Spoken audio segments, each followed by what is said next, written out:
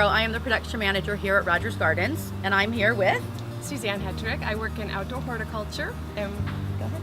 we are here today to show you how to add some color into your beautiful summer plantings that can go outside your front door or on your patio. So let's get started. So one of the things we like to do when we are creating outdoor container gardens and vignettes in your yard is to think of it in trios of 3. So that's a small, medium, and large pot. What we have here is an amazing shade presentation. One of our main planting techniques that we like to do is start with a taller plant in the middle. So it's going to be your center planting that will grow and be the tallest thing, and then around it, so 360, plug in color that will be low, which is going to be the impatiens, and then the helichrysum, which is down here, which is going to be the trailing, which will eventually trail down. So this is a nice way of doing a planting. The other way of doing the planting is right over here, and that's kind of doing your tall in the back, which is going to be your plectranthus, your impatiens, which will be your mid-height, and then your sedum, which is going to be your low height and will be trailing. This is Mona Lisa lavender plectranthus. It's a great plant if you don't live too far inland. You can put it pretty much anywhere, but it does really well in shade, and of course it looks great with the variegated little missy sedum. Both of them not too water needy in a pot, and with the impatiens it's pretty easy to take care of this. That sedum is just gonna spill down. In the helichrysum here, this plant can just go crazy. Growing down, you'll be pruning it back. Well, this plant will eventually probably get about this tall and really full. So really easy to care for. It's gonna last you all summer long. One of the things that we did want to show is with the larger planting, we have this beautiful purple up at the top, but if we wanted to carry that color down to the bottom, we left room, and you can always use, this is a color pack of Bacopa. So what I'm going to do is I'm just going to pop out a cell, and we're going to go ahead and add the same color that is here on the top down to the bottom.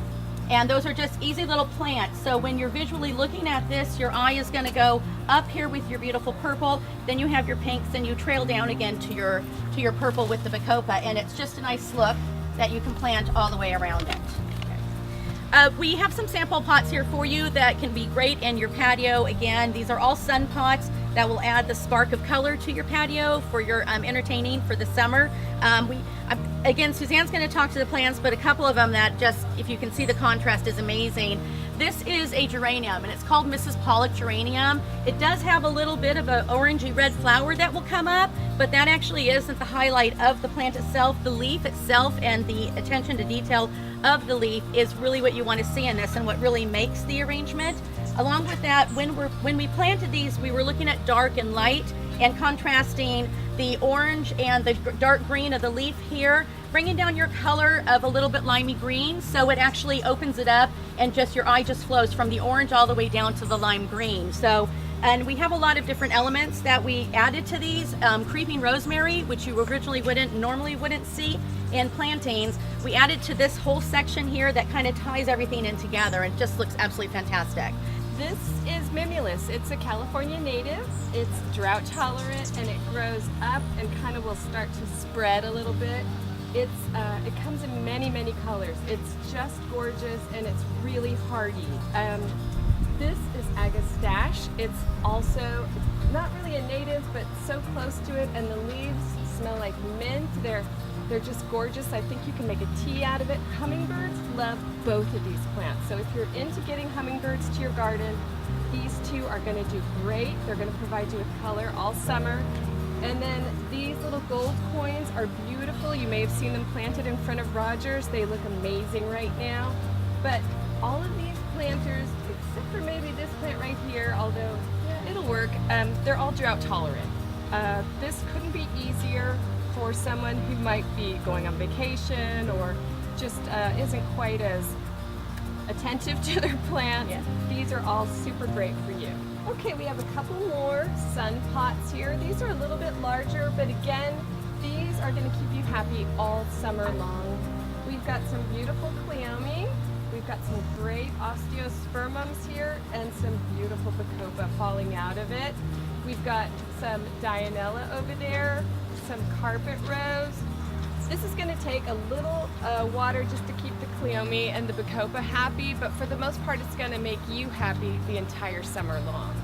And our next pot that we have is probably one of my favorite pots here, because I never knew that you could actually plant a rose in a pot and have it live. I always grew up in a yard that had roses planted in the ground, so having a rose that can be in a pot and do really well is very exciting, since I have a very small yard.